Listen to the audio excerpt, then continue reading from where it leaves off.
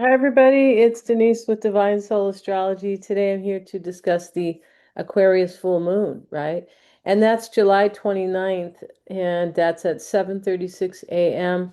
That's here in California, so check for your own. For universal time, it'll be 2:36 p.m.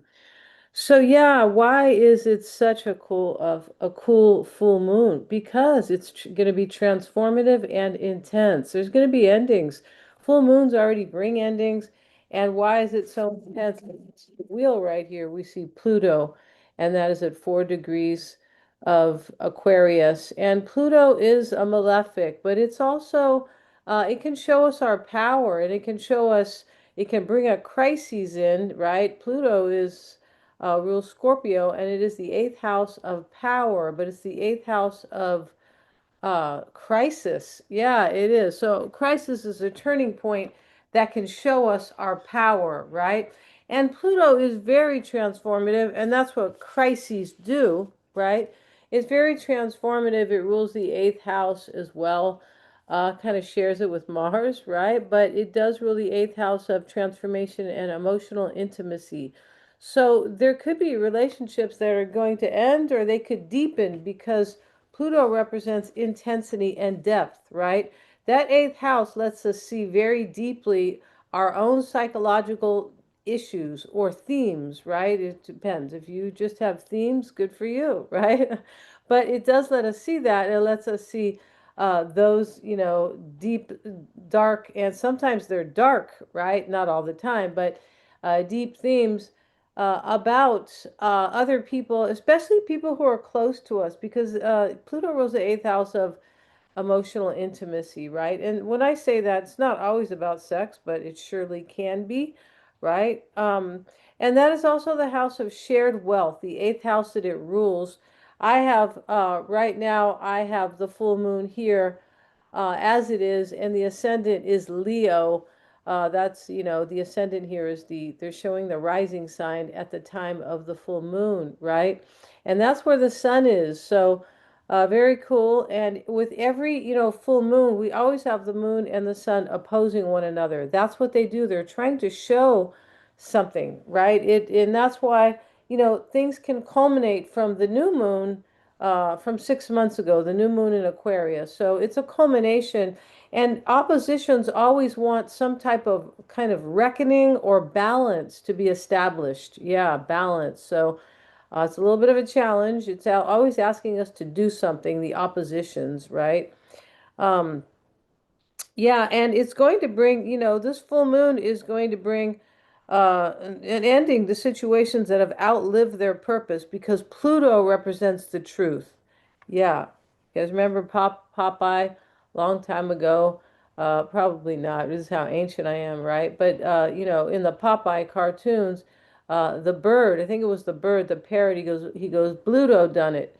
But I think that Bluto, who was a bad guy, was I think he was Pluto, right? The real Pluto who lived underneath the ground, who was considered to be a malefic. But I was reading about him recently, and there was some nice things about him. So, yeah, very interesting here. But it's going to oppose secrets as well because Pluto wants the truth. I mean, it's about lies in the lower expression as well. Every sign has a lower expression. That's what's so fascinating, when we talk about horoscopes and astrology because somebody might say, well, so and so's this way because they're that particular sign, and that's either their lower expression or their higher expression. Plus it has so much to do with your own. You can't just make a generalization like a stereotype. It has to do with your own chart, right? Your sun sign is, in my opinion, it's 25% of your chart. Yeah, I'd say maybe 20 because your rising sign, yeah, because your chart is so rich, right? Um, yeah, so there could be, secrets can come out. They could be secrets about like things that you are able to see about yourself, those type of secrets, what is hidden, right? I was talking about that earlier. But relationships that are toxic will go bye-bye for sure they will. Or they'll be exposed for what they are. And that doesn't have to be a relationship, it could be any relationship, a friendship and things like that, right? The psychology of the full moon is can, cause us to face uncomfortable truths. Yeah.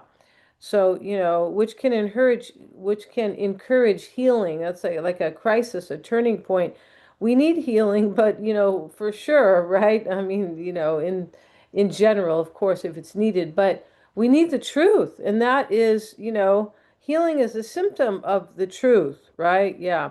Secrets can be revealed, and Aquarius encourages us to be free and true to who we are.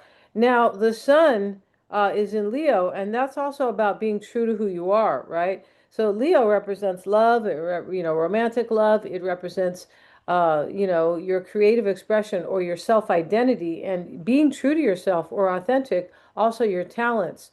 And it represents children because because of the creative expression, impact or the creative expression importance there, right? The sun is about our self-expression, which is creative expression. So yeah, and we could be thinking a little bit differently with the full moon. The full moon is in Aquarius. Aquarius is innovation, it's social justice, it's innovation and things like that. I mean, it is technology as well.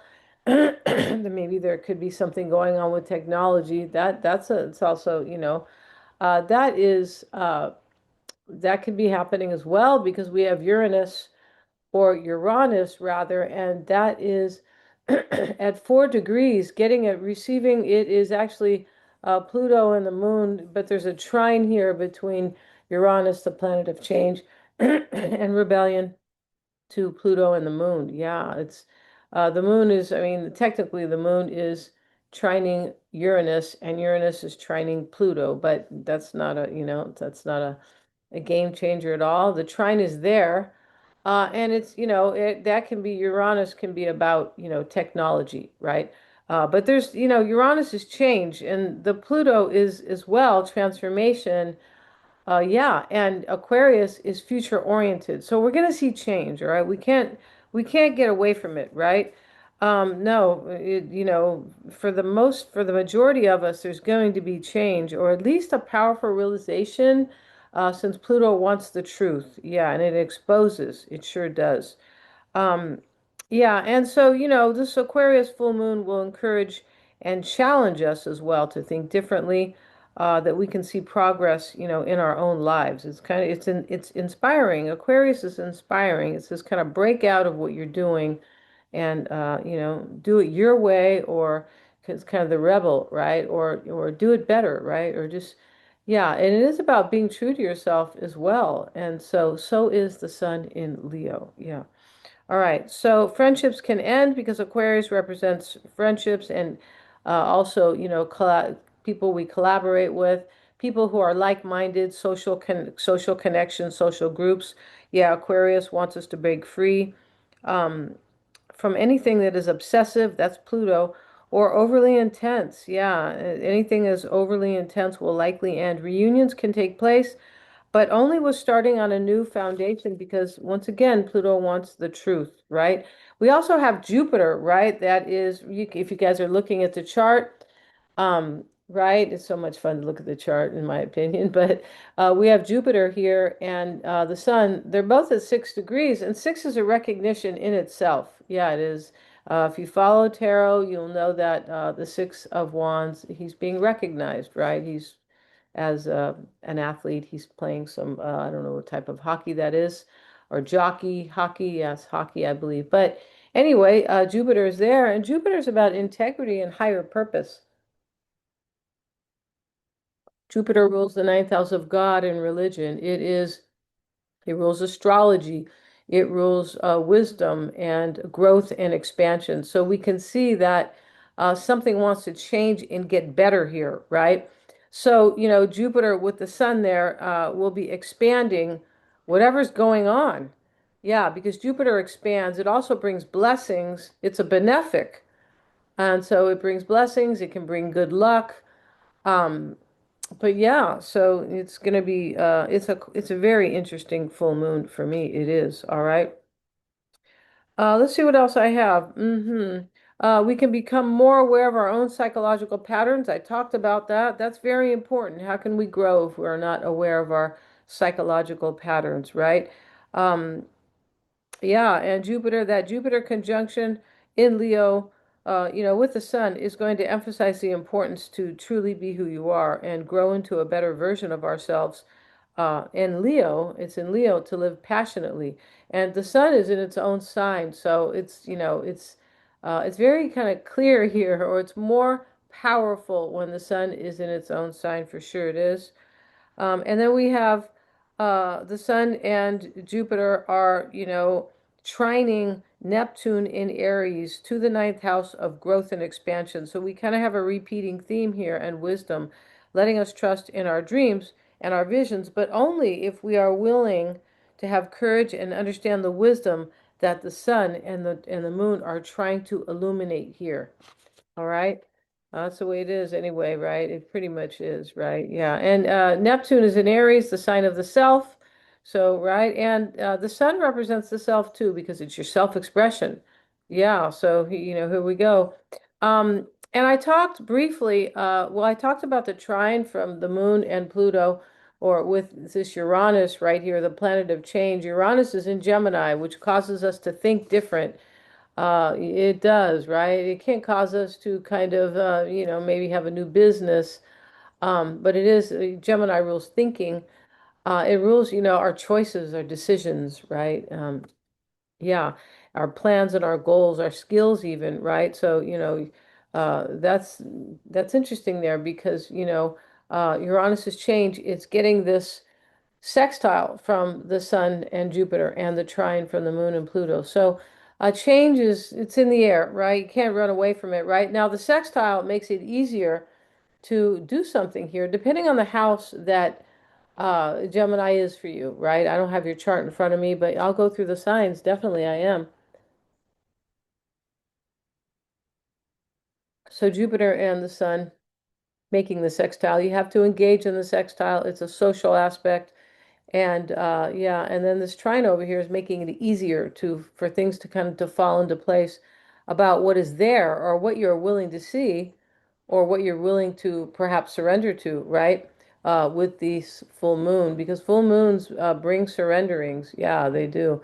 And so that sextile, though, and this, with the ascendant here, and as we look at the chart of the full moon in Aquarius, Gemini, not Gemini, but Uranus is in the 11th house of the future.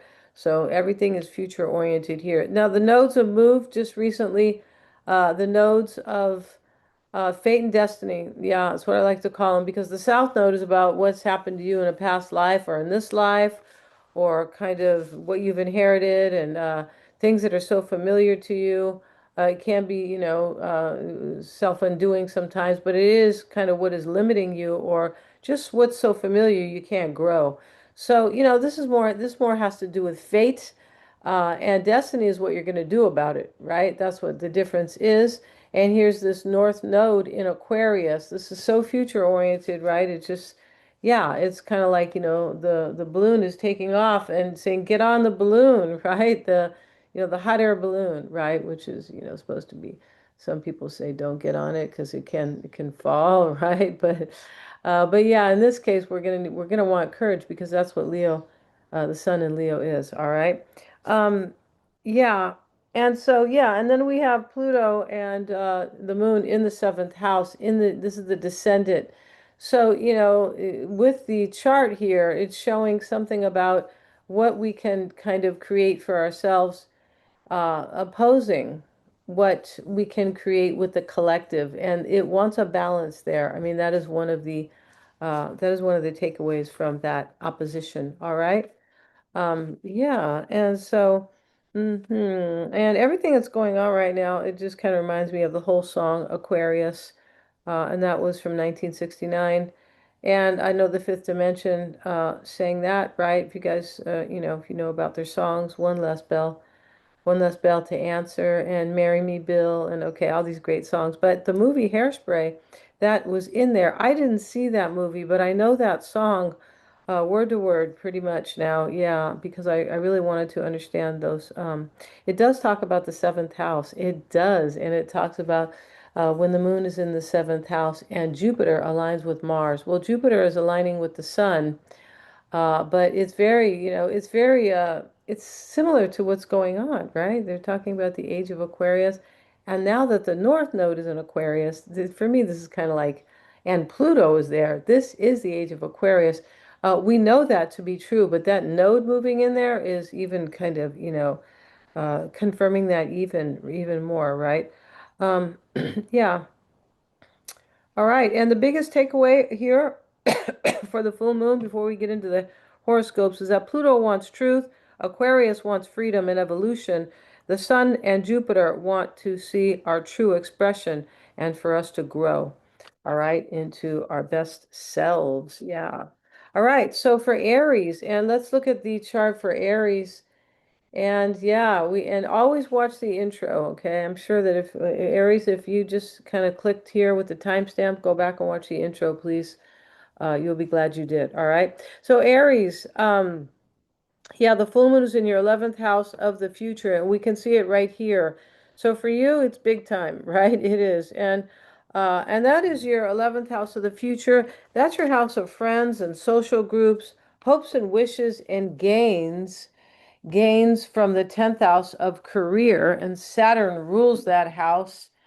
Um, yeah, it was just, very cool.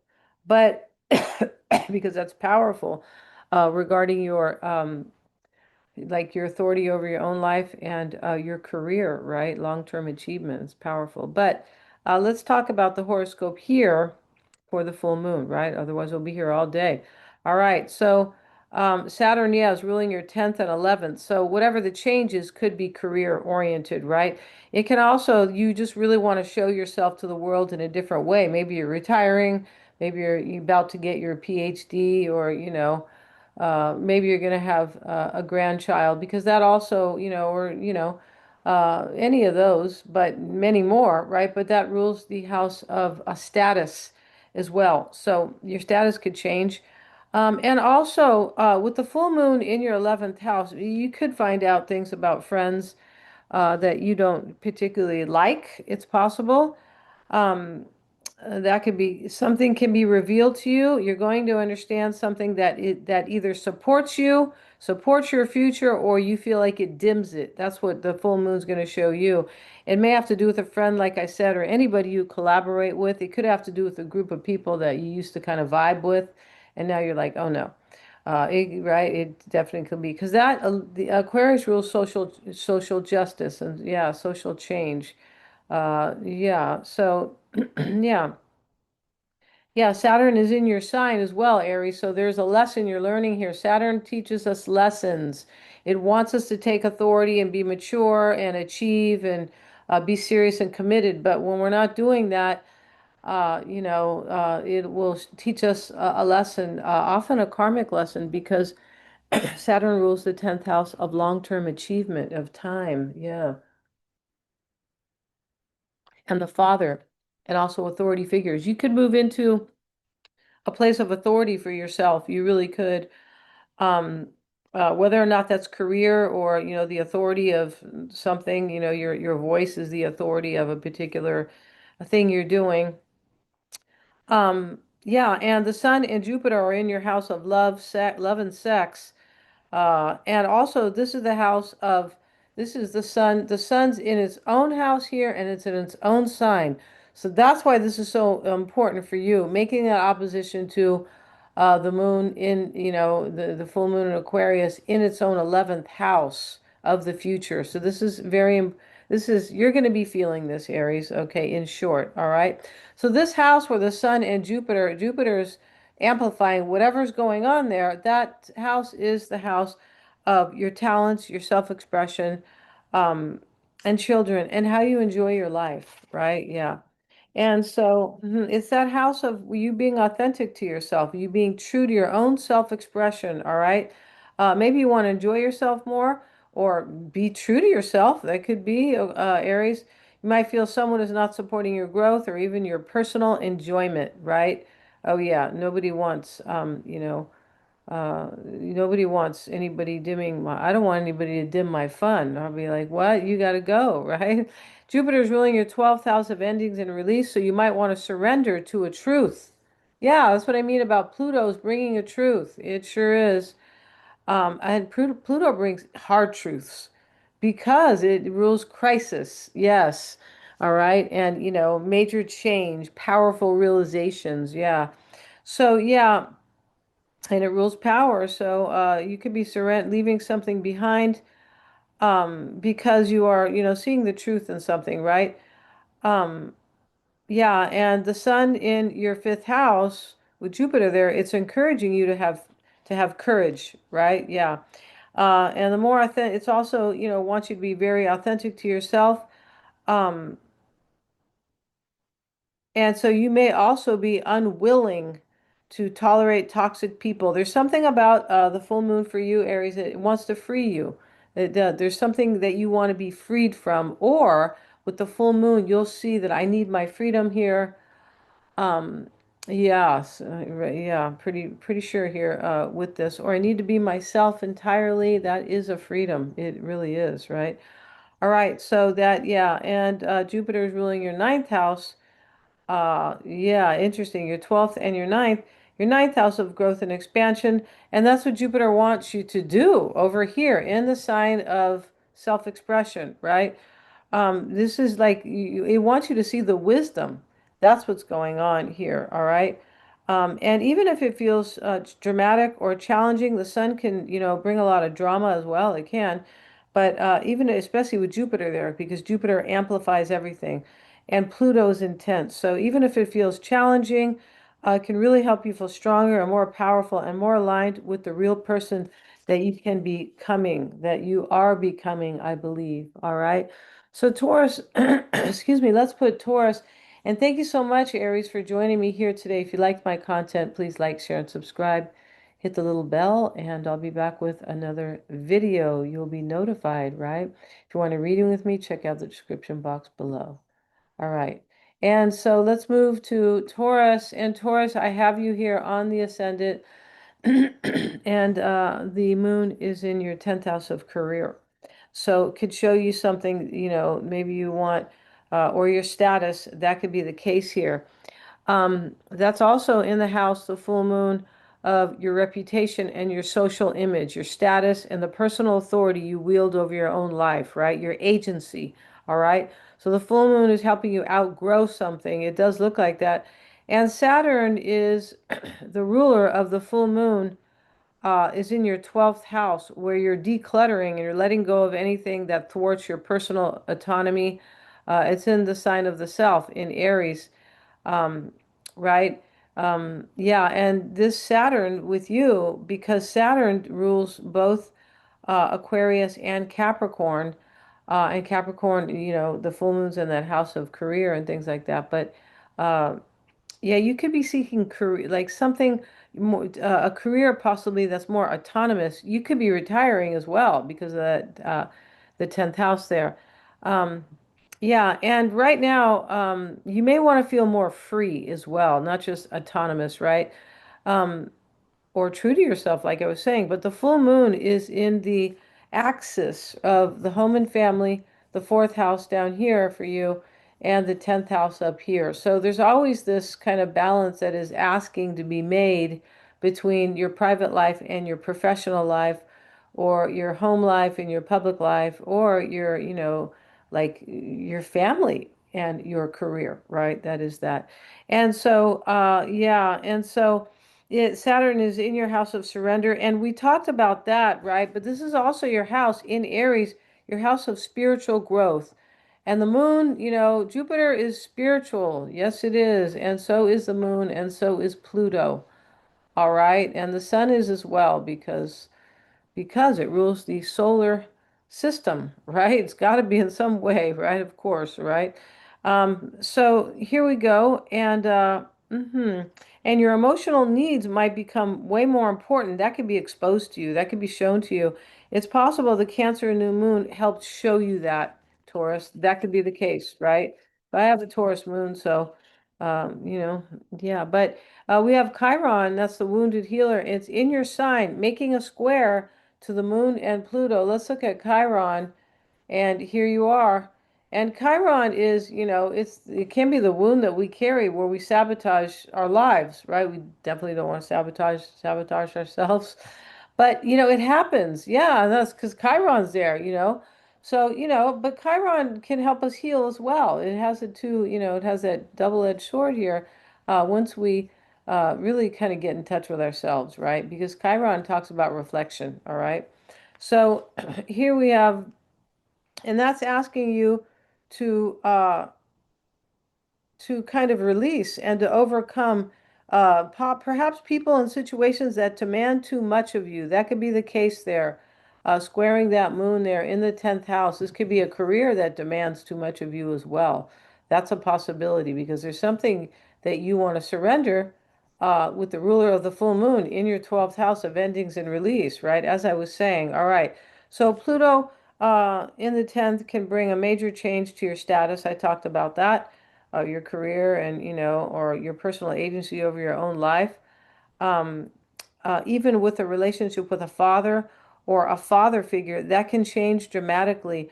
Also, your leadership, right? Because that is the 10th house of leadership, that there can be something going on with that. I talked about personal agency, but it can be leadership, like maybe, people are seeing you as a leader. That could be the case here. You may not want that anymore, though, looking at this chart, if that is the case, right? And the Sun and Jupiter in your fourth house of home and family are receiving a square from Chiron as well, right? Here's Chiron making the square to both. Right here, it's right in the middle and making the square down here, right? So, this is really a T-square because there's an opposition here. There is. It's just not showing up because I don't have the whole wheel illuminated, and here we see it. So it's a T-square, right? Yeah. And so, yeah, let's go back to Chiron. Yeah, so, and that T square, two squares, two kind of challenging configurations with an opposition, which is, the opposition is, it's a little challenging. It's asking us for an adjustment as well, right? And yeah, all right. So, and maybe you want to take on more responsibility. That could be the case. Something could be maybe healing over here, and you want to take on more responsibility. That's also a possibility here. And so we have Venus, your natal Venus is ruling Chiron, because, right? Because Chiron's in your sign. And also it rules your fifth house. So here's your fifth house, excuse me, not your fifth house, it rules your sixth house. What did I do? I have a little error here. Okay, it rules your sixth house. Um, Venus does. And this is your house of health and wellness. It's your house of work as well. So there could definitely be something going on with your work or your career. It's also the house of obstacles, and Saturn is in another house of obstacles. So although there is nothing going on in Leo right now, there is still no, yeah, imaginary, that's the right word, or invisible is a better word, opposition going on there. And this is in Libra, which is about relationships, but it can be clients and business as well. But this, your Venus is ruling this here. So it can have to do with work, and it can have to do with you problem solving. That's the sixth house of problem solving as well, right? All right, so Venus is in Virgo right now. There it is. And um, Venus is in Virgo, and that is in your fifth house, which is of the sun. So, this can be asking you, Taurus, to really be yourself, be true to yourself about your talents, about your self-expression, right? And that has to do with personal agency as well. It sure does. We actually have, an in conjunct here. Um, yeah, and that is to part of fortune. Part of fortune is how you thrive. And with that opposition there, it's trying to show you something. It's not an opposition, it's the in conjunct here, which can be a misunderstanding. It's interesting there. You might not really kind of understand something about the situation, but the moon can, really bring that understanding because of the powerful intensity and transformative energy of Pluto, right? And also Yeah, so let's see what else I have here for you.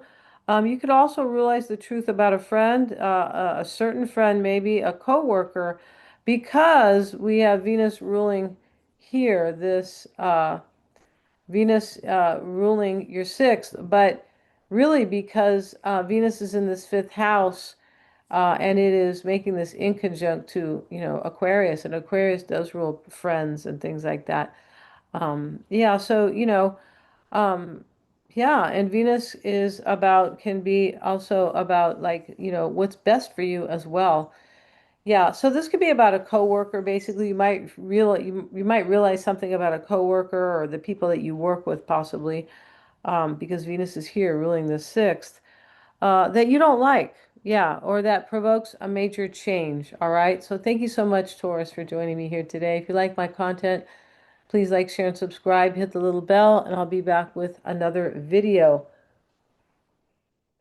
If you'd like a reading with me, excuse me, see the description box below. All kinds of great readings. Yeah, your natal chart is the best reading you could ever get in your life because it really shows you your true potential, but it helps you get there and it shows you what you can't see yourself, the nuances, because there's three hidden houses. I always say this every time because I don't think people understand the importance of having your chart read by a good astrologer. All right. Yeah, I do take a lot of pride in that. So thanks so much, Taurus. And I'm going to move to now Gemini. Make a comment, Taurus. I would really appreciate it. Let's go to Gemini and put Gemini on the ascendant. And okay, Gemini. And this is for your sun, moon, and rising. If you haven't seen the intro, please go back and see it because it's very important for your horoscope and everybody else's, right? So Gemini, there's likely to be an aha moment with you or for you that has to do with your ideas or your skills and your philosophy that changes the way that you see the future. So we have the moon in your ninth house of growth and expansion, wisdom and higher purpose and philosophy, and it's making an opposition to your third house of thinking, skills, goals, plans, uh, even willpower, but it's, your decisions, right? Your choices. That is the third house. It also is the house of siblings and everything that is completely familiar to you. There's something, Gemini, that you're going to feel like it's too familiar now, and I'm just done with it, right? And that's usually that can be very true for you because we have also the South Node in your third house, and the South Node is about what we want to move away from, what could be limiting us because it is so familiar. We've done it a million times. You can't grow that way, right? And if you can, let me know because it's the easy way out, right? Right, to just kind of stay in the past or stay in the familiar, right? If you can do that, then you're a sorcerer, right? Or a sorceress, yeah. But yeah, the changes the way you see your future, Gemini, right? You're fully aligning with your beliefs, and this is helping you to become more powerful. You might want to teach. It can be something that you've been learning yourself. The student is the teacher is always the student at one point, right?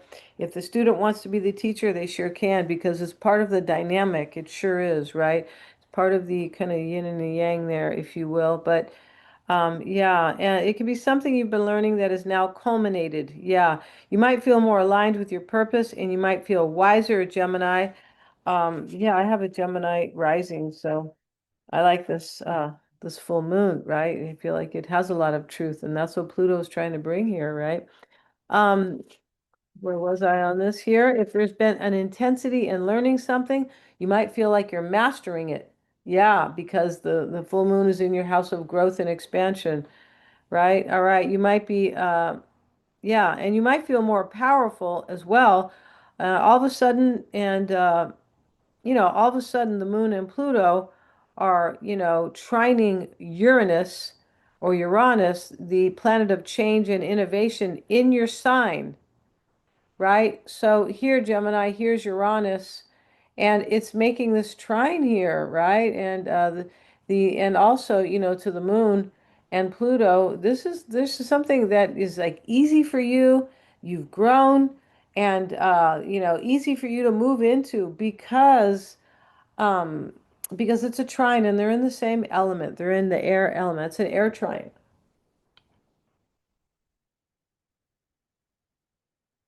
Pluto wants you to see the truth, right?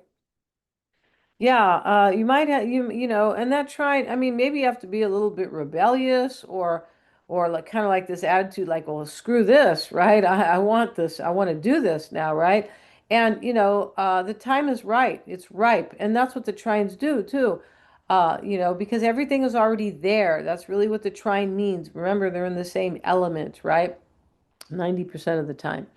So Uranus is, getting a square from the north node of true potential, and that's telling you embrace change and go for it. That's really what it's saying. Whatever this moon is, however it's speaking to you, Gemini, right? Yeah, and Saturn is the ruler of the full moon. It rules Capricorn and Aquarius. And it's ruling your eighth house. The ruler of the full moon is Saturn, ruling your eighth house of transformation, Gemini. So definitely something will transform for you, right? It can regenerate as well, but you're going to see things that you don't want. That's what this moon is bringing, because the full moon is already about endings and culminations, right? Yeah, it's about seeing something that sometimes is a little uncomfortable and kind of move out of that. It can be that. And so we have that square from, from the, the no, the lunar node of the north node of higher potential. And that is putting a little pressure. As I said, just do it, right? Yeah. Could be saying that. All right. Um, yeah, and the Sun and Jupiter are in your third house of thinking, and that is sextiling right here, the Sun and Jupiter. And see, this is so much about your growth and expansion because Jupiter rules growth and expansion and the ninth house in the zodiac. And here's Jupiter in your third house, right? As part of the opposition between the Sun and the Moon. So, yeah, it's a big growth spurt for you, it looks like, Gemini. Um, let's see here. And making the sextile to Uranus and offering a chance. This can be an opportunity if you're willing for you to shine, for more willpower, for you to really take this moon and and step into it, right? Step into your power, and that is Pluto. Yeah, and that sextile, but you have to engage. You have to be willing to do this. Everything is set up for you here, Gemini, right? And the square is actually kind of showing you something like, don't be afraid of change, because what it's saying is that you won't reach your true potential. You will not reach your higher potential if you are not uh, willing to embrace change. That's what the square there is. All right. And you have everything here. You have an opportunity here with Uranus, and you have a trine here. All right. Yeah. And you might understand something very deep about a sibling or another family member. That could be the case. That's because this is the third house of, siblings. But Venus, which is the ruler of your 12th house of surrender and spiritual growth. This is endings and release and spiritual growth, right? Is ruling that 12th house. Um, and so you could have a powerful realization again that supports your growth and expansion. Yeah. All right, so you might outgrow friends, Gemini, or certain clubs or social or some or social affiliations. So, Aquarius rules friends and social connections, and here's Pluto here. You might see, Gemini, that a friend is not a true friend. You might figure that out, all right? Yeah, highly interesting, right? Because I said I'm a Gemini rising, right?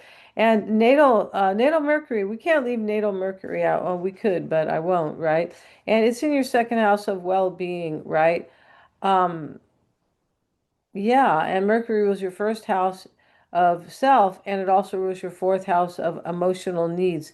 You need the change, Gemini. Yeah, that's really what this is saying. It's asking you, it is in nurturing Cancer, which is a nice thing.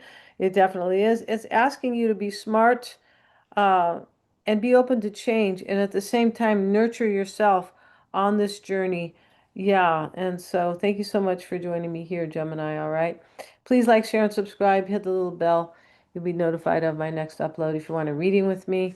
Yeah, they're just so rich, so fun, so empowering, and also just fascinating and mind-blowing. Yeah, they are. because of the way I approach the chart. Yes, it is. All right. So yeah, my website is below in the description box. So yeah, let's move now to Cancer. And here we are, Cancer. We have you on the ascendant, and Mercury is in your first house. This is for Cancer, Sun, Moon, and Rising. If you haven't seen the intro, I encourage you. In fact, I order you, just teasing, right? But the intro is so powerful, and so it will show you so much here and make your horoscope today far more enriching, right? Yeah, you'll understand it better as well. So we have Mercury in your first house. Mercury is the planet of thinking. So whatever's going on here for you, Cancer, you're thinking about it, or it's hitting your radar, right? Yeah. And so the full moon is in your house of transformation. So you might be feeling like I'm changing. You could just be feeling that. You might be even, making plans for some type of change in your life, right? And that is in your house. The full moon is in your house of transformation and emotional intimacy. So, yeah. And so the full moon is encouraging you to look deeply beneath the surface to understand your own emotional patterns, Cancer. You might realize where fears and unhealthy patterns or attachments may have influenced your choices and decisions in the past. You might have done that. Yeah. So, um, yeah, that have not, been good for your own self-worth or your well-being, because that's where the sun and Jupiter are. Yeah. And so you could be thinking that right now, because Mercury is the planet of thinking, is right here in your house, in your first house, or your sign, or your house of self, right? And so the sun with Jupiter conjoined, in the sign they say, Jupiter is aligned with Mars in the sign, in the song Aquarius, right?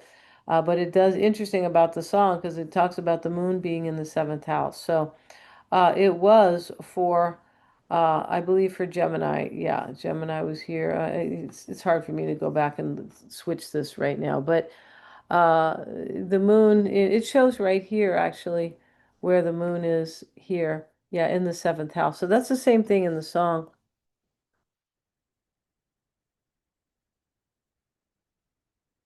The song talks about things getting better and people, kind of being kinder to each other and helping others, right? Because for social change, it does talk about that. It's highly interesting. If you haven't heard that song, go check it out. And so, uh, yeah, and but it talks about Jupiter. Actually, in that song, it talks about Jupiter aligning with Mars, but we have Jupiter aligning with the sun.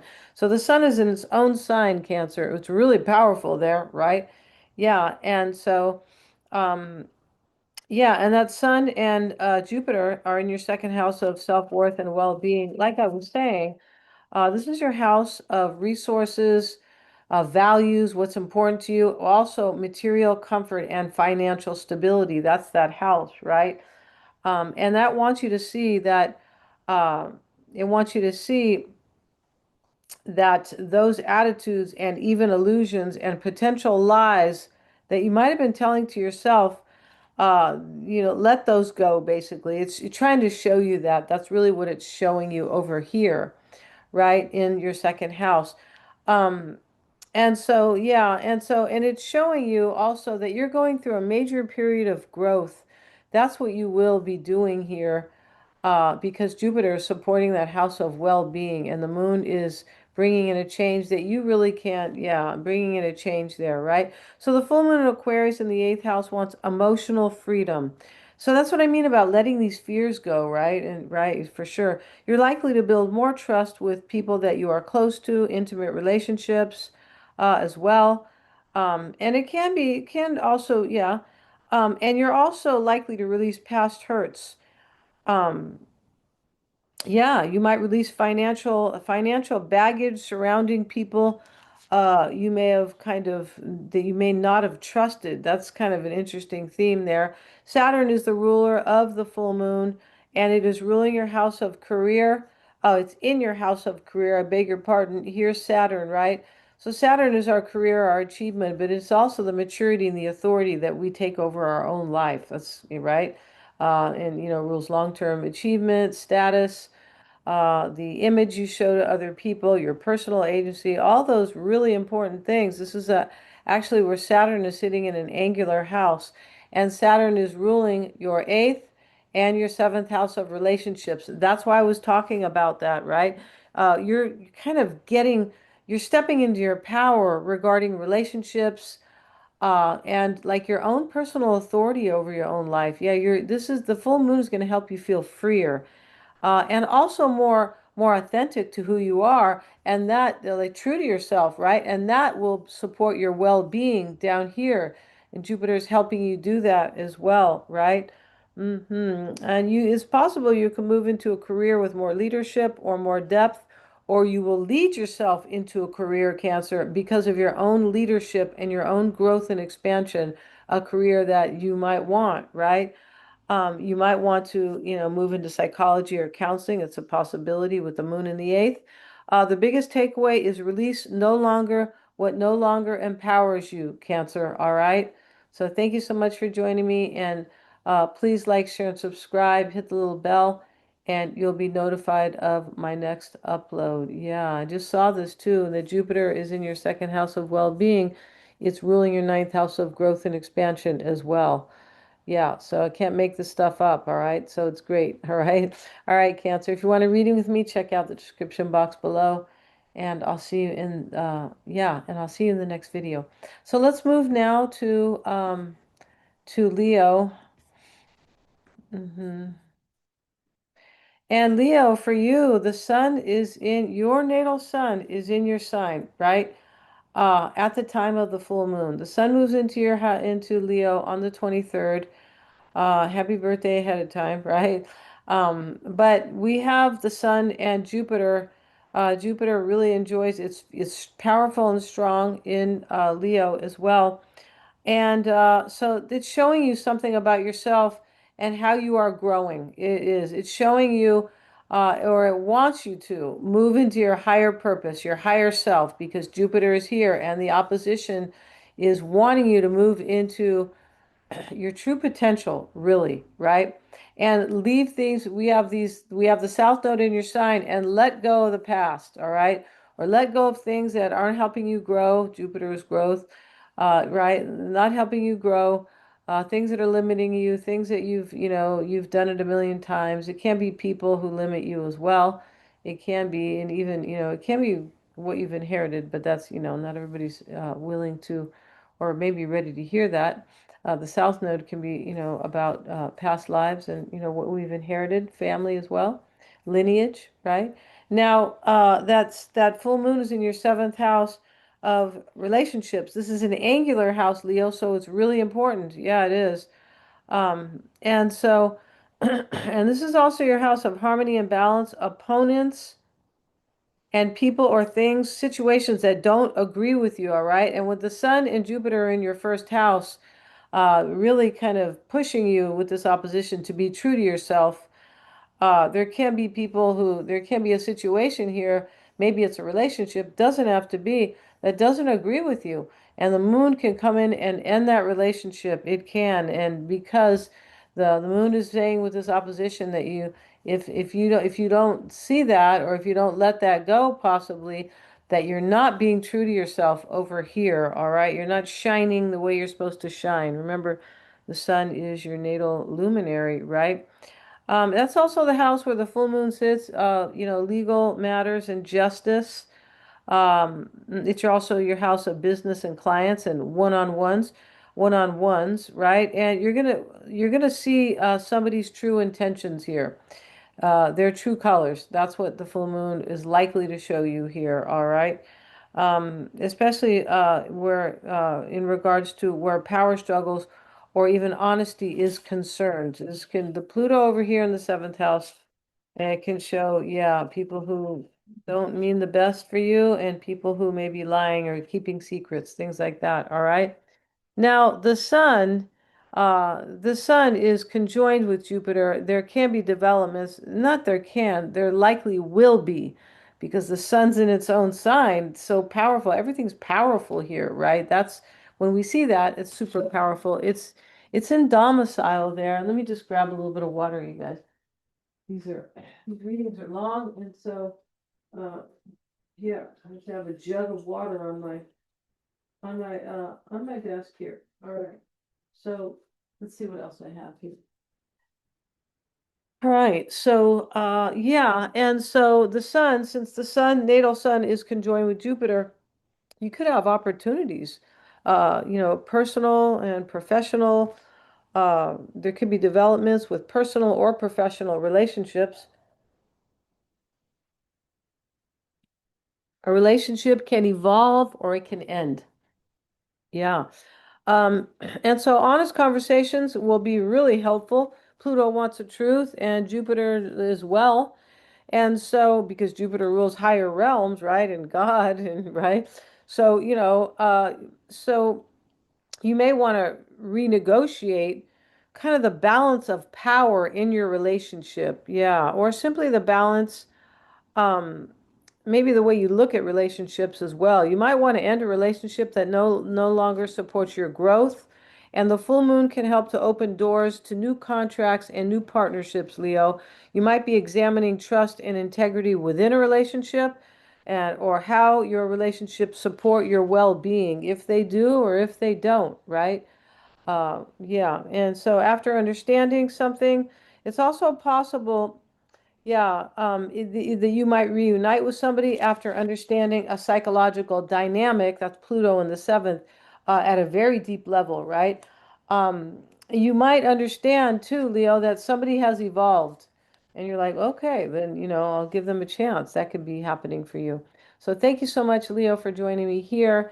Happy birthday, ahead of time. If you liked my content, please like, share, and subscribe. Hit the little bell. Make sure you've seen the intro. It's really important. Yeah, if you want a reading with me, check out the description box where my website is. All right. My readings are very deep. Yeah, they are, and they're empowering. They're freeing. Yeah, they really are. So yeah, thank you so much. And let's move to Virgo.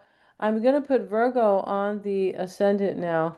And Virgo, this is for your sun, moon, and rising. The full moon is in your sixth house, highlighting areas or activating areas really where your routines may no longer support your health, your physical or mental or emotional health. It can show you what's not working in your life because that's the sixth house of obstacles and your daily habits. All right. And yeah, as I mentioned, it's about your health and your wellness as well. It doesn't always have to be your physical health, though. It could be the health, that's health as such. It could be the health of anything, be the health of your lifestyle, right? You could be going, well, I need to, start doing this and that, or, new habits and things like that, new routines, right? The full moon, yeah, that's also your house of service and work. Um, and daily obligations and lifestyle. As I was saying, the sun and the moon are in your this not the sun and the moon. The sun and Jupiter are in your 12th house of endings and release, asking you to surrender what no longer supports your growth and expansion. You see, the Pluto full moon is bringing, it's not a Pluto full moon, it's an Aquarius full moon. Aquarius is about truth as well. Yeah, it's about the truth to break free and is associated with social justice, which is associated with truth, right? Social, yeah. And so it's going to be showing you something here, Virgo, big time, right? It will, not it can, but it will. And so it's showing you that something is not, with the Sun and Jupiter in the 12th, something is not supporting your growth and expansion. Something is not good for your own, well, like your own self-identity or really your self-expression, your authenticity of who you really are. Yeah, that is, yeah. And so maybe a lifestyle, your particular lifestyle right now is showing you, I don't want this anymore. It's not true to me, right? It could be a job, right?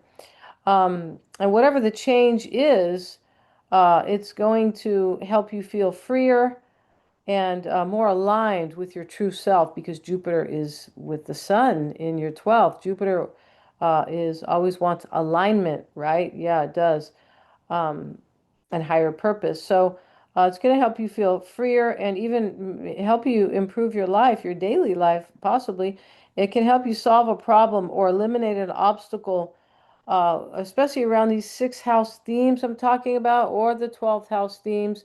Saturn is the ruler of the full moon, and Saturn is in your eighth house of transformation. This is your house of emotional intimacy, the money you make with your partner, right? Any emotional relationships here. It is. Maybe this has to do with a relationship, possibly.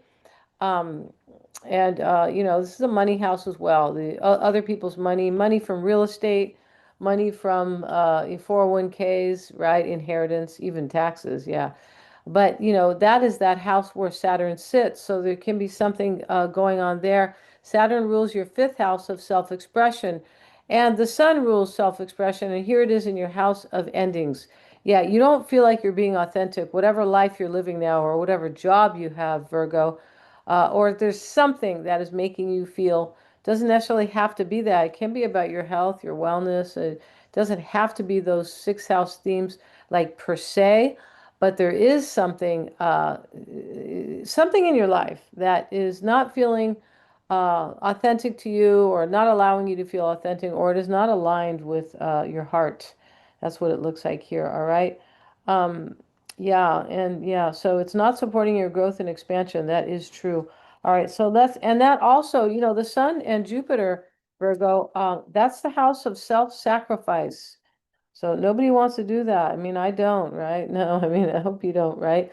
But this is encouraging you to trust, to be true to yourself. It sure is, and move into the light and the truth. That's what the full moon wants for you, about where you might be sacrificing your own happiness, Virgo, or your self-expression in some way. The full moon is in the health axis as well. Yeah, that is the health axis. It's also the problem-solving axis. This is the house of self-undoing. Not necessarily saying you're doing that, not at all. I'm just saying that's, the house has a big, lots of things in one house, right? But it is a health axis. So it could be something that's not really good for your emotional health, your mental health, It just depends, right? On what that is, right? Um, yeah, all right. So, and Saturn is ruling your fifth house of children. So maybe this has to do with children as well, right? Um, and so, yeah, and so now we also have the South Node over here in Leo as well. In that South Node already wants you to move away from it. I mean, that's what your chart wants you, your own natal chart, right? Astrology wants you to move away from this South Node. I don't know if this is in your 12th house in your own chart, right? You'd have to get your own reading to really understand uh, you know, this lunation, this event. It is an event, or understand yourself at a very deep level, and what your soul really wants for you, because that's the North Node over here. So the North Node is an Aquarius or something.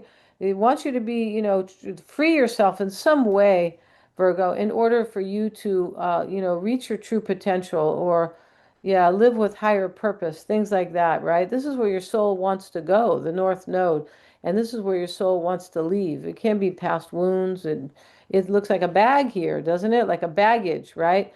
So, yeah, and like baggage, not like a baggage, but and the 12th house is the 12th house of baggage, really it is, or transcendence, or the highest version of spiritual growth, right? It's a great house if you're growing spiritually, and if you're not, it can be like a prison, sort of. Interesting, because it does rule places of isolation like prisons and hospitals. Yeah, so, all right, but that's there as well. But that health axis, something might not be good for your well-being here, all right? Yeah, could be. And this is, yeah, all right. And so the moon and Pluto can support that absolutely, can support you having an awakening. You might have an awakening, right? Possibility here. Jupiter rules Pisces. Pisces is about dreams. Yeah, it is. And Jupiter is ruling your fourth house of home and family. But this is your house of emotional needs. It's also your house of lineage, right? And where you live as well, right? And Jupiter rules your philosophy. So, Something about your philosophy is going to be changing. All right. Um, yeah, and so the sun in the 12th, yeah, just release fears, any fears. If you have any fears about anything, Virgo, release those fears. You could get a new job, maybe a new relationship, or you could strengthen one possibly.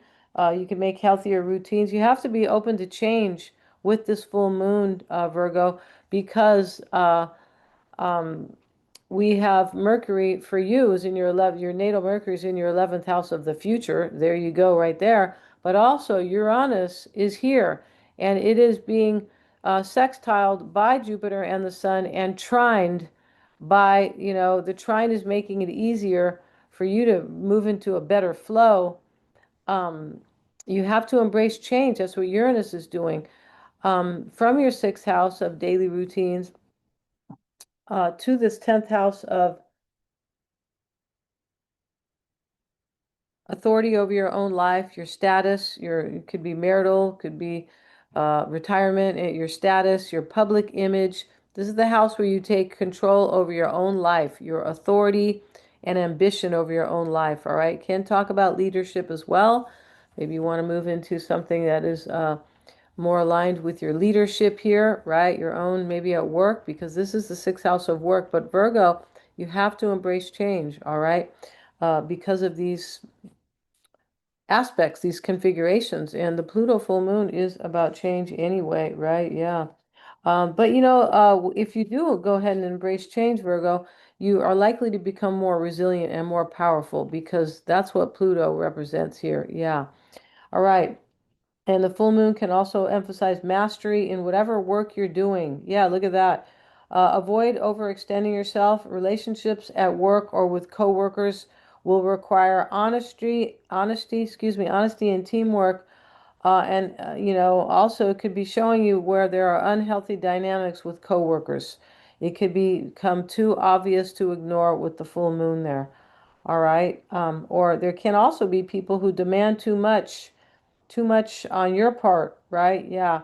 Improve daily habits, boundaries. You may have to put up boundaries because Capricorn, Saturn rules the full moon. Saturn rules boundaries. You might have to put up boundaries. And also, Virgo, a balance between work and rest can support you during this full moon immensely. All right. So let's go now to, thank you so much, Virgo, for joining me here. And now we're going to move to um, we're moving to Libra, and if you want a reading with me, check out the description box below. They're super deep. And my rising sign is Mercury, so I understand you guys, right? But also, please like, share, and subscribe. It's really helping me. All right, Virgo, thank you so much. I appreciate you. And let's put Libra now on the ascendant. And here you are, Libra. All right, so the full moon is in your fifth house of self-expression, love and sex, authenticity, your own, of course, talents, hobbies, fun and entertainment, and children. So the Sun and Jupiter are in your 11th house of future aspirations, friends, and like-minded people, and collaborations, or collaborators, right? This is also your house of hopes and wishes and gains, usually from the 10th house of career or status, or authority over your own life, right? Your agency. And the full moon can illuminate something you want for the future. It can be about you enjoying your own life. Maybe you want to get out and date more. It can be something about your own creativity or your self-expression, or if you're being true to yourself, it can. A romance can come to a turning point, Libra, and a relationship can become more clear of its potential, right? Hidden feelings can surface, and honest conversations can bring more truth. And if you're single, you might suddenly realize you want a new relationship, right? You want one. A relationship can deepen as well, especially if you and your partner are more authentic with each other. A relationship could end as well, right? It's possible. And somebody can return from the past. Uh, yeah, a relationship with a child can reach a milestone, right? And the lunar nodes are in Aquarius and Leo. So the full moon And what about those lunar nodes, right? They're in this south node is in your 11th house of the future.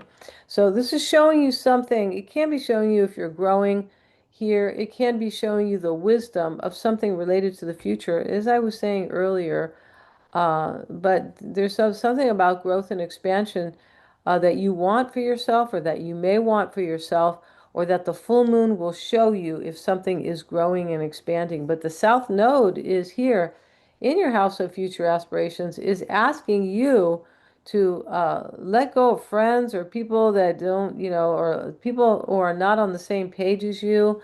You don't feel like you align with them anymore. Here's Jupiter. Jupiter is alignment. Or just leave things behind. I'm not sure what they are exactly, right? I mean, but it does have to do somewhat with your self-expression or a relationship. And if you're happy, there's something about that here, because here's Pluto and the new moon, the full moon in the fifth house, right? Pluto wants honesty. I hope you watch the intro because you'll understand this video or my horoscope here so much better and you'll enjoy it, right? So if you're here, make a mark and go back and watch the intro. But it's asking you to leave something behind, and the North Node is in your house of being true to yourself, and this is the North Node of true potential. So there are messages here for sure, right? And so hidden feelings and honest conversations can bring more truth. Yeah, I mentioned that. Um, and so the full moon can illuminate your life purpose, or it can show you that, hey, this is not the life direction I want. That could be happening here, um, right? And the South Node in Leo is going to help you move away from anything that doesn't support your growth, uh, and perhaps move away from relationships that hinder your self-expression. It's a possibility. I was saying that earlier, in other words, right? Natal Venus here is in Virgo, in your 12th house. And natal Venus is saying, hey, I've got to let things go here that are not good for my well-being. Um, it can also say spiritual growth is highly needed. It could, because Venus is in a square with Mars here, and that's, can be saying, and this is to your house of growth and expansion, Libra. It can be saying here, I might need to leave something here if I don't experience some growth and expansion, maybe in a relationship, right?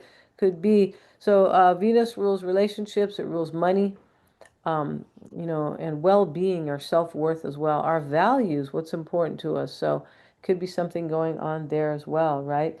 And so, yeah, I talked about that square, right? The square to Mars, and these are opposite planets, Venus and Mars. So there's already like a little bit of an argument here, or the astrology, the cosmos are asking you to, your natal planet even asking you to make an adjustment here. Um, yeah, that has to do with the growth and expansion themes. It can be an argument you have with somebody because they are in the axis with Libra and Aries. And Libra, I know this, yeah, you, Libra, sorry.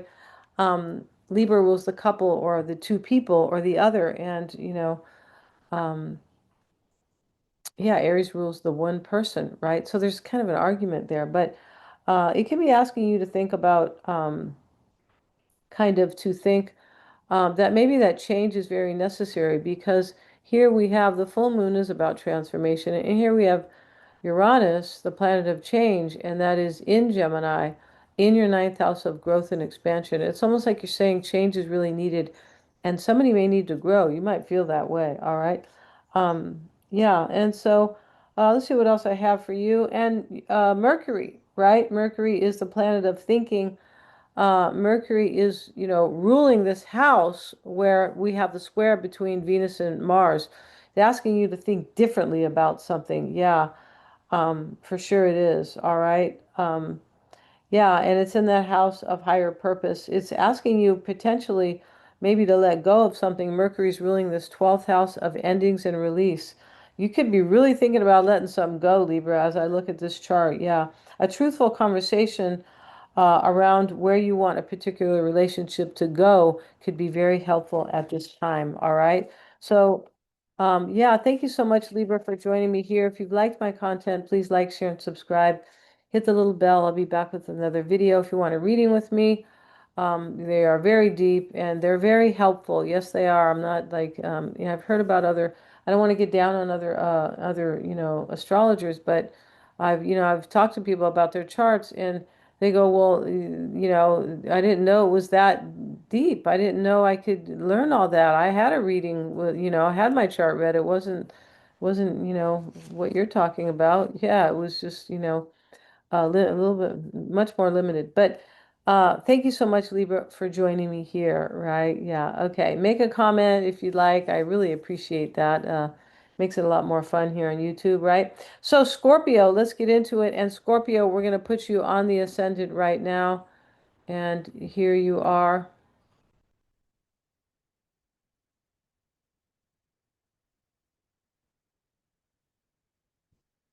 All right. So Scorpio, the full moon is in your fourth house of home and family, emotional needs, emotional security. This is a house of lineage and the past. And also where you live, right? This is the house of your living space, right? Um, now, now we have that full moon in there that's bringing in developments, I believe, and insights. So this is a hidden house, and it's a very intuitive house, and so is Pluto, and so is the moon. The moon is in its own natural house, not the natural chart, because that would be natural sign, that would be Cancer, but it's in its own fourth house. So this is the connection between you basically and kind of Cancer, or you and Aquarius as well, but house-wise it would be Cancer. And these are hidden houses. So if the moon is in a hidden house, you're going to find out something that you did not know before. All right, yeah. Um, and it can be involving those fourth house themes, but it doesn't have to be, right? It can be something about your private life, right? And that can take center stage with that full moon there. You might want to renovate or decide to move. That can be the case as well. The full moon can help resolve a long-standing domestic issue, encouraging honest conversations with family members or people you live with, right? Also, the full moon can illuminate what may need to change in order to fulfill your needs, Scorpio. Scorpio, this is, in a way, this is your moon, kind of, because of Pluto is here. Yeah, Pluto is your newer, your more modern day ruler, but still, it's still your ruler, and it's here. And if you haven't seen the introduction, please go watch it. It'll make your reading here much more richer and much more, clear, kind of, yeah, resonating for sure it will. So here we have, the moon and Pluto, and in that fourth house, um, yeah, there could be, you might be able to kind of, this is something about something may need to change, and you might see that. It may become clear to you about your own emotional needs being filled or your emotional security. It could be around where you live. Maybe, like I said, maybe you want to move.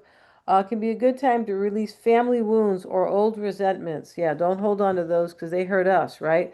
The resentment's in us, so it hurts us. It doesn't hurt the other people. Yeah, I had to explain that one time over and over again to somebody. I mean, not the same day. Somebody close to me, I kept saying, "Dude, you're hurting yourself. The poison is in you. And they don't care. They have moved long past, right? If they haven't forgiven you, then that's on them, right?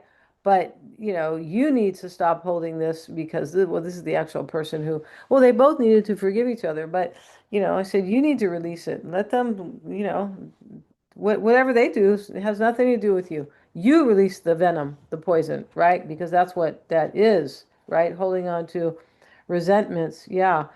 And so, yeah, let's see what else I have here for you. And you might be able to release also past conditioning, because we don't always grow up with, gee, especially here in the States, right? But we don't always grow up with kind of, everything cushy, right? And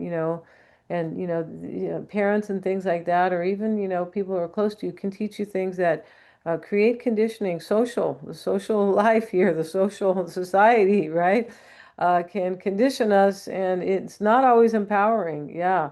So you might be able to kind of release some old like conditioning, right? Um, yeah, and so there can be emotional healing for you. Also, the Sun and Jupiter in the 10th house can show you might be working too much or that you need more time is needed for your private life. That's sometimes showing up there because this axis here with the opposition, which always wants to create balance between the Sun and the Moon. If you saw the intro, you'll know that. But this opposition here is in with the home and family and the opposing your house of career or your own authority you hold over your own life or your public life, right? Your work and things like that. And this is your private life or your home and family, yeah, or your emotional needs, yeah. So this can be career needs up here, but there's a balance there. um, yeah, there might need to be a balance between within those themes, right? Questions around family boundaries. Yeah, this house is associated with boundaries can arise, right? The full moon might be it can be deeply grounding for you as well, Scorpio can. The more you support your own emotional needs, the more confidently you can support your own ambitions. And that's kind of what this is here, with this opposition. Yeah.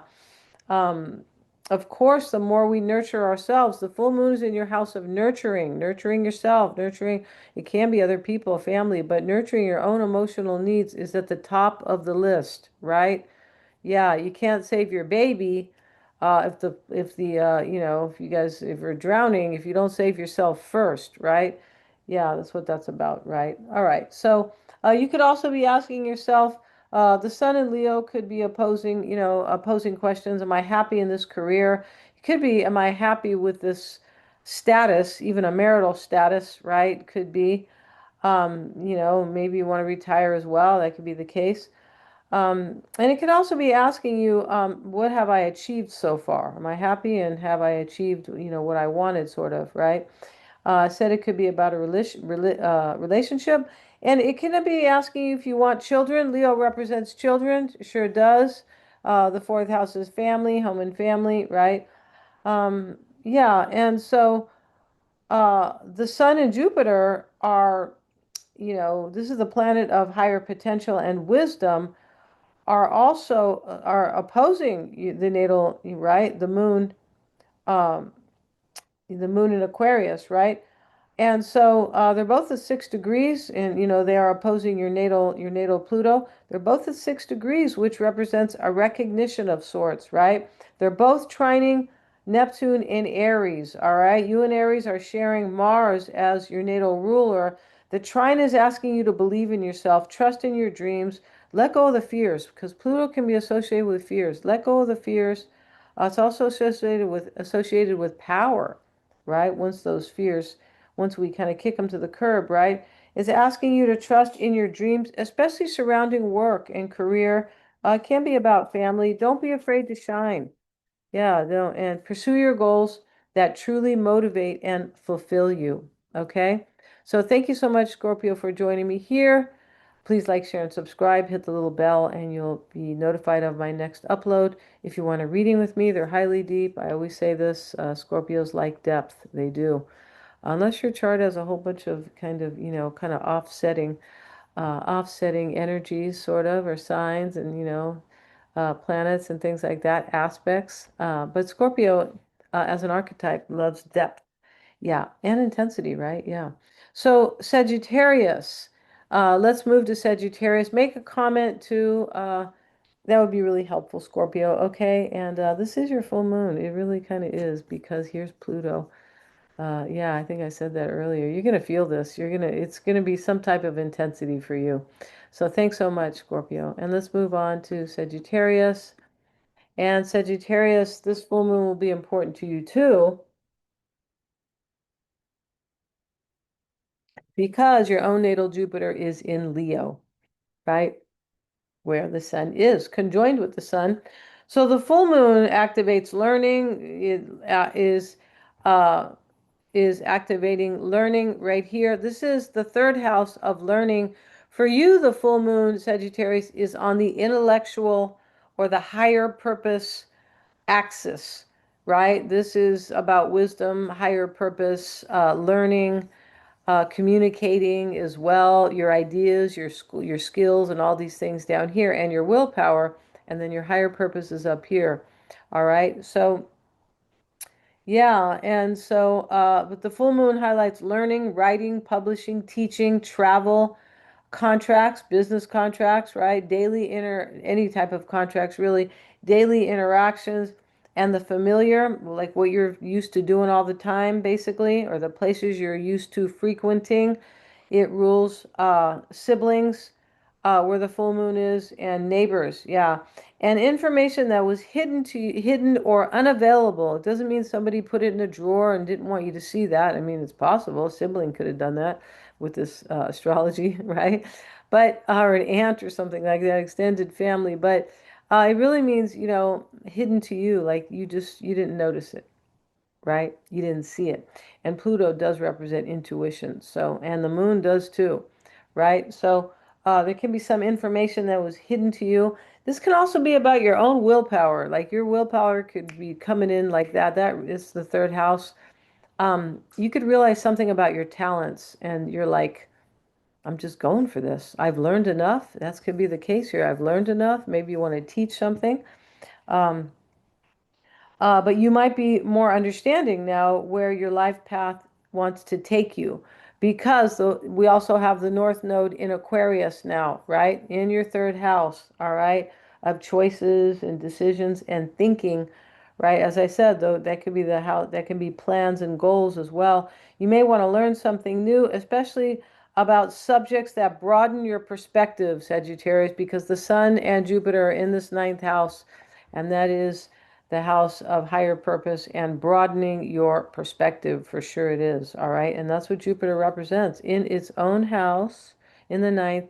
And the sun is in its own sign. So, right. Yeah, that can make it easier for astrologers, right?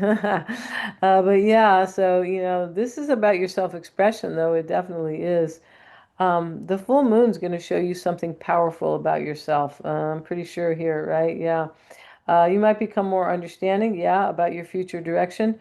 Um, yeah, and it can be a great time also for public speaking. Maybe you want to launch a YouTube channel. You might want to teach a course. You might come to understand family dynamics better or have a meaningful conversation with siblings, right? You might notice a new direction that you've been overlooking. That can be the case because the full moon can be a powerful realization.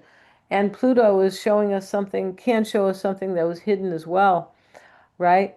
Um, yeah, and so be open to change, Sagittarius. You have to be, all right? Even if your moon is in the 12th house or something like that, or right, or like mine is, right? It doesn't want change really, but so be open to change because we have the Sun and Jupiter making a sextile to Uranus, the planet of change, in Gemini. And this is your third house over here. This is Mercury ruled, and this is, well, for you, it's Saturn ruled, but it's still in the zodiac. It's about Mercury. It's the way you think.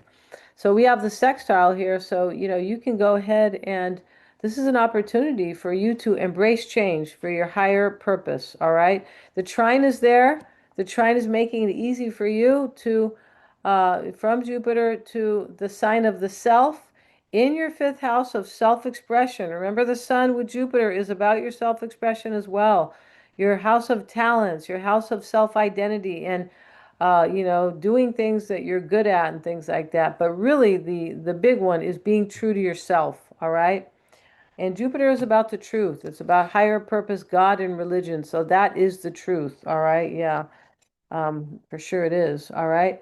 Um, yeah, and that ninth, yeah, Jupiter, the Sun and and Jupiter are in your ninth house of um, this is in the sign of creative Leo and very self-expressive Leo.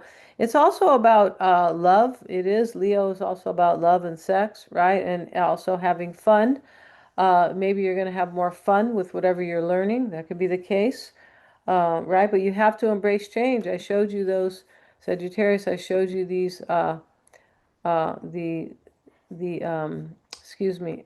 the sextile here to Uranus, and then there's a trine from the full moon. I'll show you that here to Uranus.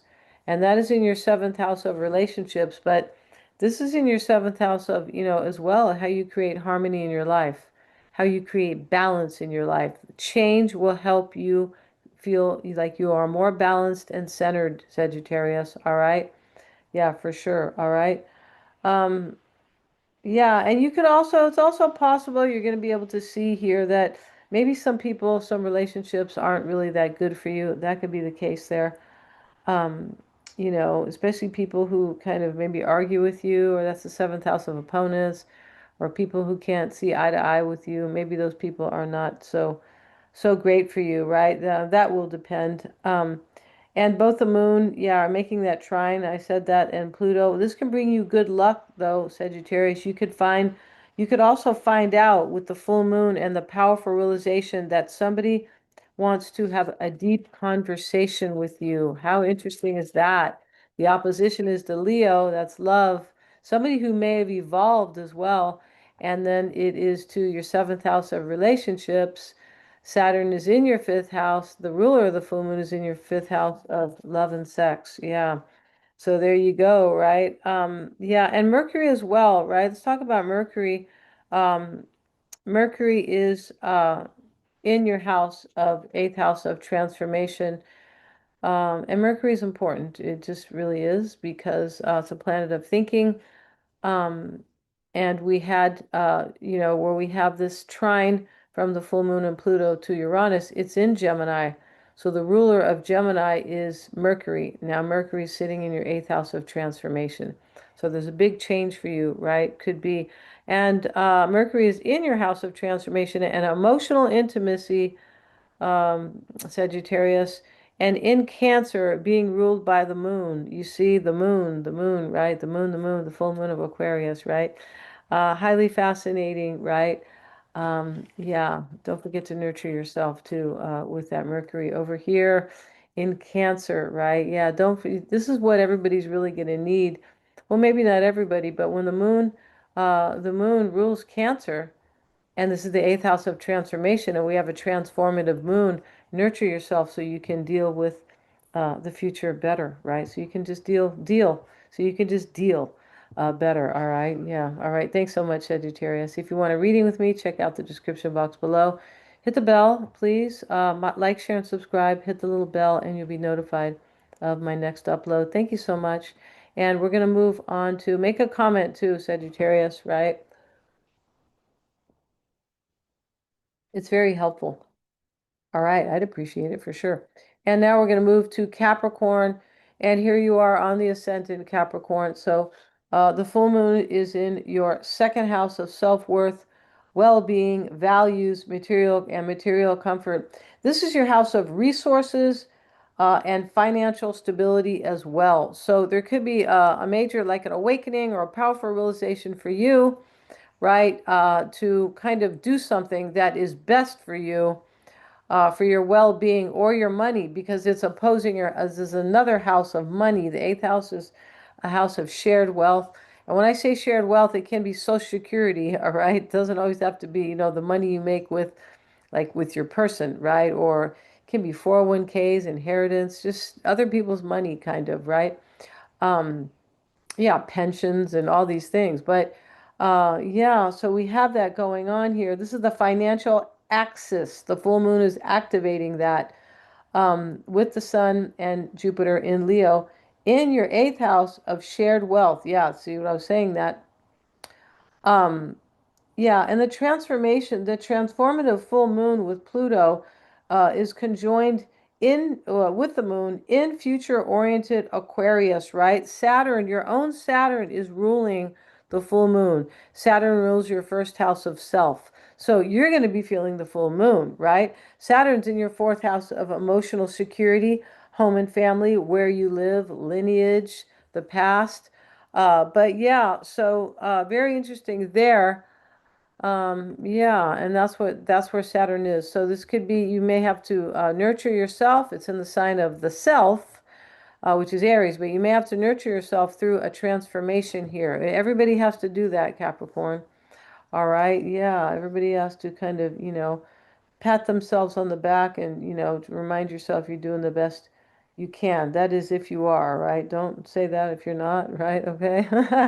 And so, yeah, so, but this is a big, this is going to be a change for you, and also Leo, the sun and the moon, the sun and Jupiter, they're in this eighth house of not just transformation, but in emotional intimacy.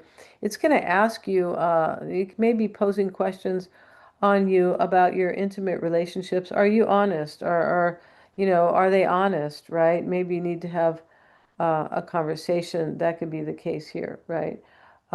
It's possible here with people who are, intimate. Any kind of intimacy doesn't have to be sex, right? No, it doesn't. And Jupiter is amplifying something there for you, right? Jupiter is ruling your 12th house of endings and release. So we already heard about all the change, right, with these different aspects and signs and houses. But now Jupiter's ruling your 12th house of endings and release. That's what I mean about you're going to feel this transformation. All right. So go with it, Capricorn, because we have Uranus here. I have to show Uranus. It's in Jupiter. It's in, intelligent and thinking Jupiter. And it is trining the full moon, or the full moon is really trining Uranus. Uranus is in your sixth house of work, your habits, your daily habits, your daily routines. This is work and service. It's also health and wellness. So maybe there's something you want to do here that is, this is making it easy for you. Maybe you want to retire as well because Saturn is ruling your first and your second house. Saturn is about career. It's about status. So maybe you want to, do something here regarding your career, but you have to nurture yourself, all right? Because as I said, it's in the fourth house, all right? Yeah, let's see what else I may have here for you, um, Capricorn. And yeah, the full moon is bringing something to light, an emotional awareness. It sure is. That is linked to themes, Capricorn, of personal empowerment. The full moon is going to highlight what you value and what is important to you for sure. I mentioned that early on. This can, as I said, it could be about career and achievement. It can be about your work-life balance as well, because Saturn is in this of home and family, and you are ruling career as your, right? The full moon's um, in a Saturn, it's in your house of well-being. That is the house of the money that you earn for yourself as well. Remember, I talked about other people's money up here, right? Retirement money, it just depends, right? The eighth house, right? So yeah, and so also the Sun and Jupiter will be asking you to be true to yourself. Yeah, there's going to be a huge change for you. It may have to do with finances as well. It may, but you're going to have to go with that change. But, Jupiter and the Sun are trying to empower you. Yeah, that's what they're doing. Jupiter rules that 12th house of endings. And so, and it's also ruling your third house of thinking. Yes, but Jupiter wants you to empower yourself. Um, Yeah, it's asking you to be true to yourself, especially around themes of money and security, um, and especially money that it may be money that is connected to employers or government systems. I mentioned that, or larger entities or relationships. And the North Node of destiny and higher potential is in Aquarius, right? So the difference between, fate and destiny, fate's what happens to us, right? This was fated. This situation, me meeting somebody was fated. Destiny is what we're going to do about it, right? Yeah, that's the difference there. Um, so fate is really the South Node, which is over here. This has happened in past lives, or it's happened in this life, or it just happened to us. But yeah, this North Node is here with the full moon. It's not in a conjunction, but it is here in Aquarius. So whatever is happening for you with this full moon will be for, I believe, your betterment, your higher potential. Yeah, it'll be likely for the good. It sure will. And it can bring you a higher sense of stability and well-being. All right. So yeah, so thank you so much, Capricorn, for joining me here today. If you like my video, please like, share, and subscribe. Hit the little bell. I'll be back with another video. If you want a reading with me, they're super cool. Check out the description box below. Yeah, they're deep, and yeah, and this is going to be deep for you. It is, right? But yeah, they are though. And make a comment. I'd really appreciate it. Be so helpful. And I'll see you in the next video, Capricorn. And let me move on now to Aquarius, right? And we have to go to Aquarius because it's Aquarius's full moon, right? So here you are, Aquarius. It is your full moon, and here is Pluto and the new moon and the full moon, rather. And Juno is here. So Juno is also part of this conjunction with, with the moon and Pluto. Juno, it can be commitment. It's possible, maybe Aquarius, you want to commit yourself to somebody. That could be the case. It can also show you where a commitment with the opposition to the seventh house of relationships that that you may not want to stay in a commitment. That could be the case. One where you're not feeling the freedom to, be yourself, or you feel like you might not be growing. Yeah, that could be the case, growing or expanding and things like that. But the full moon is something personal for you that is culminating, changing, or ending for you in order to begin something new that is associated with your growth and your expansion and your true, you being authentic, your authenticity, all right? The transformation will be intense with Pluto, and the North Node is there. So I think I was pointing that out to Capricorn. But the North Node is here as well. So whatever's happening here, it is likely good for your well-being, this change. Be open to change. We have a sextile to Uranus, the planet of change, and also a trine right here from the moon and from the moon here. And let's look at that right now. And here it is to Uranus is in your fifth house of self-expression, being true to yourself, and love and sex. That's really in your talents. All right. Be open to change. This is going to make it easier for you, I believe, to step into more of the person that you are becoming. All right. Um, yeah, and that trine is helping you, supporting you there. All right. It can have to do with relationships. You may be ready. You may be seeing relationships in a whole new way, and the full moon could illuminate that for you. All right. And the Sun and Jupiter in an angular house. That's very important. These angular houses are the houses that are, most important, our relationships, how we create harmony and balance in our lives, and right, our relationships are always a key part of our life, right? Yeah, Saturn is in that third house of thinking. You could be planning something as well here, or you're just thinking, Aquarius, and that, it's in Aries, right? And you might be just thinking here that I need change, or the full moon can illuminate something intense, and something intense and likely powerful, a powerful realization even there, right? It's possible you've already been analyzing something or planning something, and the Sun and Jupiter are both at 6 degrees, illuminating a recognition on some level for you. Yeah.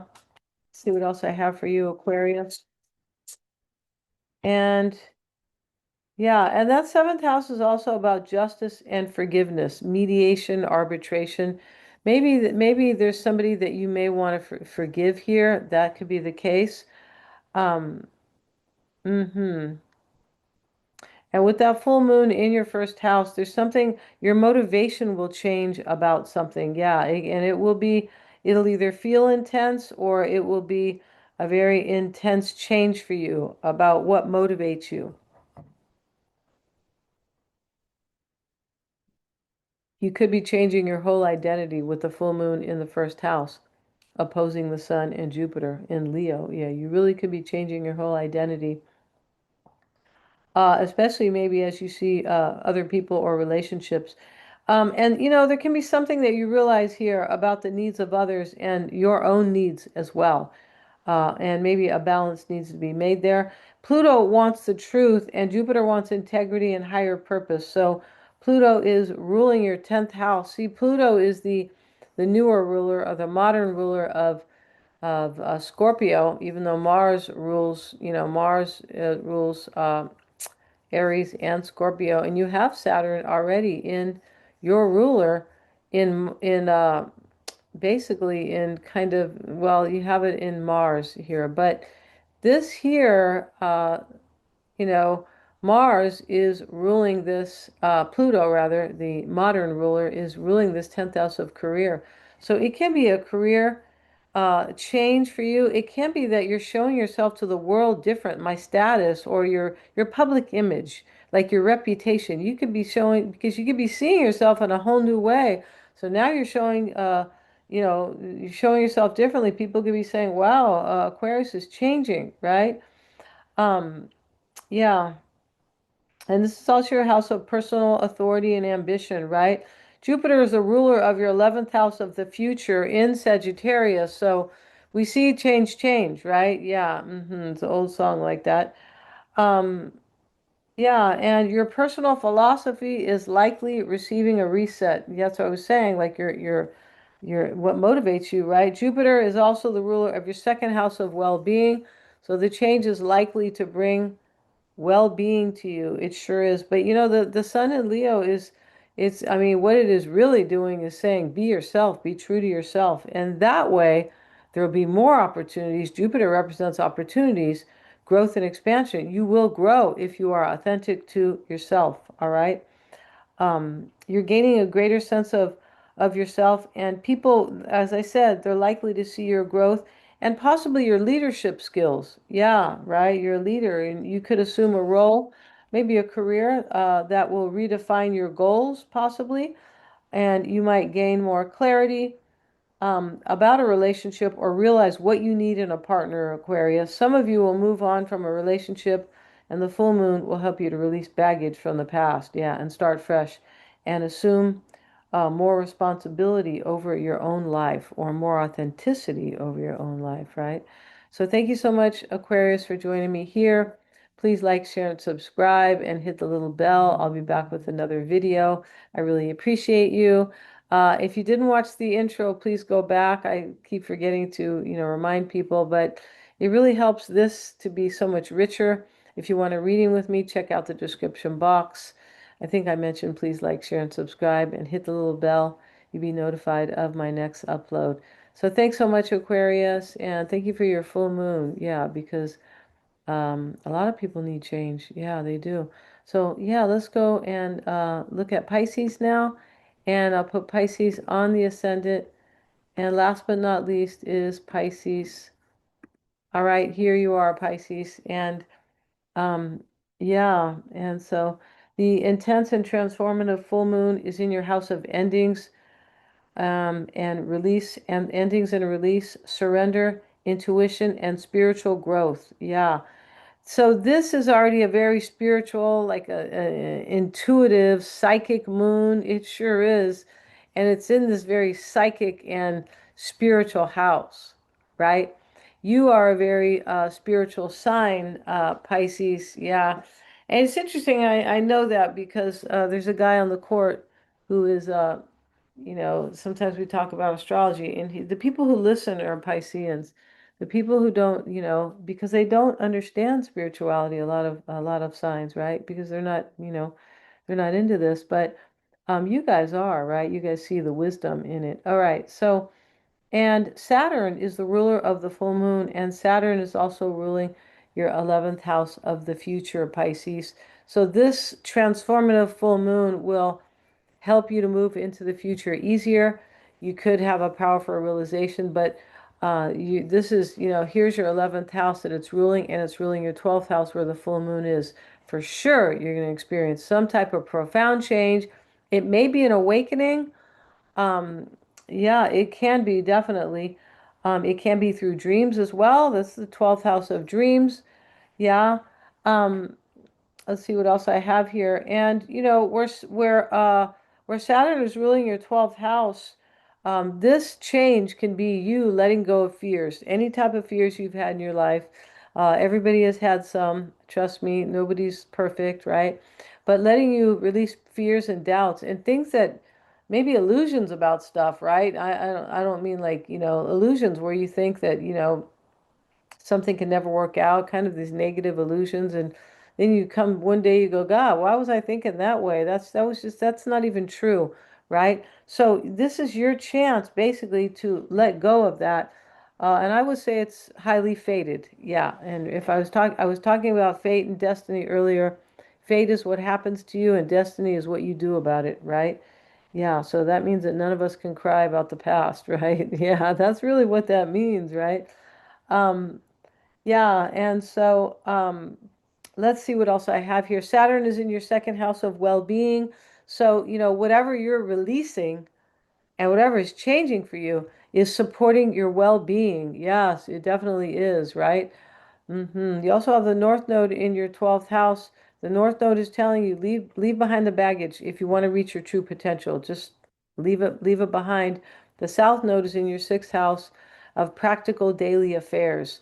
For me, you look like you're managing a much the full moon can help you also manage a better daily lifestyle, right? Your routines, your habits, and also maybe get opportunities for work.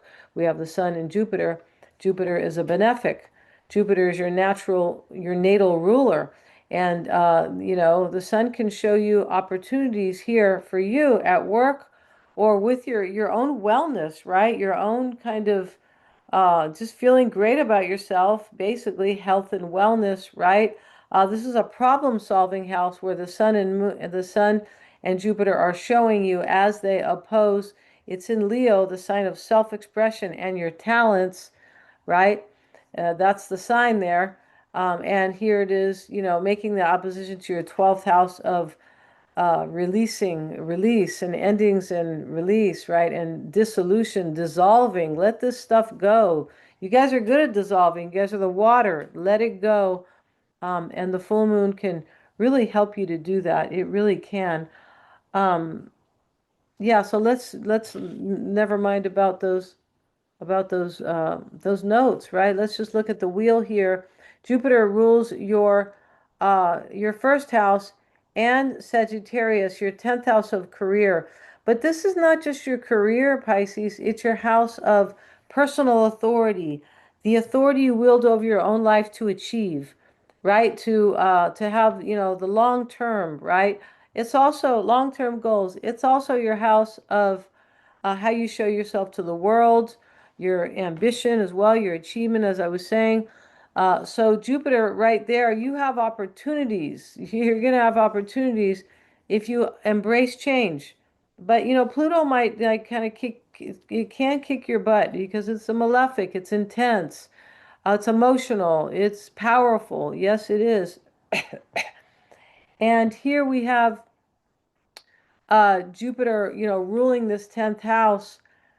And also, yeah, your first house there as well. Now, yeah, and so let's see what else. I am actually going to look at this here. Yeah, we have the node there. I think I was saying that. Yeah, your north node is there. So follow the yellow brick road. All right, and believe in it. All right. Um, So we talked about that. And also, yeah, we talked about, and Venus is in your seventh house.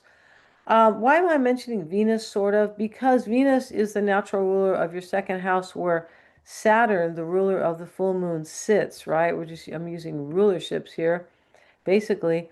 It's making oh no, that's not. It's making it in conjunct to Pallas Athena. And what that means is that you need to understand, do your best to see how your emotional patterns either support you, you have to understand them, right? This is your emotional patterns and wisdom, Pallas Athena, but how they affect either you understand them or you don't, how that affects your well-being. That's why I wanted to look at Venus, well, because Saturn is in the second house, which is the natural house of Venus. So Venus is here in Virgo, in your seventh house of relationships. It's being ruled by Mercury, and Venus is also ruling your third house of thinking, where you have Chiron. This is kind of, this full moon can help you release wounds big time. All right. Um, yeah, and the fact that you could be, we have Pluto in a sextile with Neptune as well. Let's look at that right now, and the moon And here's the sextile. It's also trining Uranus, the planet of change, innovation, and rebellion. Uranus has to do as well with being true to yourself, and so does the Sun and Jupiter, especially the Sun in Leo, being true to yourself.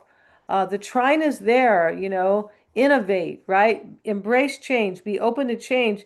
The Pluto full moon, it might come quick and intense and hit you right on the head, right? You don't have time to really kind of think, but embrace change. And this trine with the full moon there is helping you. I don't think this will be, I think this will be, it might not be so intense, maybe not. This is kind of an intense house over here, though, but it's a hidden house, right? But, and Uranus, the planet of change, is in a hidden house as well for you in the fourth house. So, yeah, and so, but the trine is there supporting this change and supporting, letting you, showing you what you need to let go of and showing you move away from these fears and these doubts. Take control of your life. Jupiter's there with the sun, ruling that 10th house of authority over your own life. All right. And so, yeah, and so we have the sextile here to Neptune.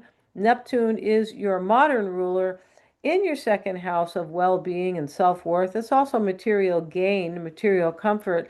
This is your values. Your values will change a little bit because of this sextile of the full moon, and the sextile with Neptune. Neptune's really doing it, and Neptune is saying, look, believe in yourself. It's in the sign of the self. Let go of the fears. Neptune can be about fears, but it's a sextile, right?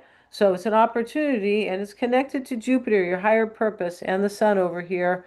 We have this connection right here, really, but you believe in your dreams. Neptune is your dreams and your visions, all right? Yeah, and believe in hope and all these, believe in things, right? And Neptune also represents illusions, and you're going to let go of those, right? Yeah, you're going to let go of those. And the full moon is, if you have any, right? I don't know if you have any. I haven't seen your chart, but we all have at certain amount of a certain period of time in our life. We've all had some kind of fears or doubting ourselves and things like that. The sun and Jupiter is helping you big time. I think it's going to be a great full moon for you. All right, Pisces. So thank you so much for joining me here. If you've enjoyed my video. And what this is showing you, Pisces, last but not least here, is that there's so much growth for you, spiritual growth. When we see this opposition, you have to allow it, basically. It's trying to create, merge your expression, your self-expression of yourself, solve these problems, create work opportunities for you. Your daily life can get better because of this growth and expansion with Jupiter here in self-expressive Leo to your 12th house of endings and release. All right. Yeah, it's really great. All right. Just had to point that out. So thank you so much, Pisces, for joining me here today. If you liked my video, please like, share, and subscribe. Hit that little bell. You'll be notified of my next upload. Go see the introduction if you haven't seen it. If you want a reading with me, yeah, everything's in the description box. Hope I'm not repeating myself at all, but yeah, make a comment. That's always lots of fun for me. It's really helpful too, for my channel to grow. So thanks so much, you guys, for joining me here.